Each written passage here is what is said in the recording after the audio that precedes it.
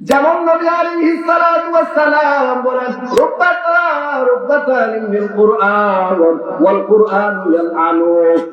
এমন কিছু কোরআন তিলাওয়াতকারী আছে যাদের তিলাওয়াতের কারণে কোরআন তাদেরকে অভিশাপ দেয়। দুঃখজনক ও সংখ্যালঘু মুসলমান, শুনো, আমাদের এমন অনেক ইমাম সাহেব আছে, দুঃখ কোরআন শরীফ পড়তে পারে না, ইমামতি করতেছে 10-12 বছর 15 বছর। ওই ইমাম সাহেবরা মাইকের আওয়াজ যতটুকু শোনা যায়, আপনাদেরকে অনুরোধ করে বলি, আপনারা কোরআনটাকে সহি করে, কারণ কে আল্লাহর নবী বলেন, কিছু কোরআন তেলাওয়াতকারী এমন আছে, কোরআন তেলাওয়াত তাদেরকে অভিসম্পাত করে।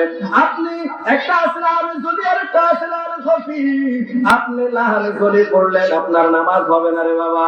ও ইমাম সাহেবরা, আপনাদেরকে অনুরোধ জানাচ্ছে, আপনারা দয়া করে মেহেরবানি করে মাদ্রাসার উলামায়ে কেরামদের সাথে সম্পর্ক করে, এখনো সময় আছে, জাতিকে আর ধোঁকা দিয়েন না। আপনি ইমামতি করেন, ভালো কথা, আপনি ইমামতি করেন, কিন্তু আপনার সূরা কেরাত এত অশুদ্ধ, নামাজ পড়ার মতো নয়, লাহানে গলি হয়, লাহানে গলি।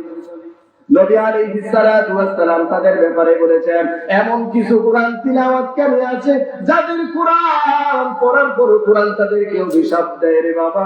ও ইমাম সাহেবরা, আপনারা যে কোনো একজন ছাত্র, যে কোনো একজন উলামায়ে কেরামদের সাথে চুক্তি করেন, তাদের সাথে সম্পর্ক করেন, যাদের গলত আছে,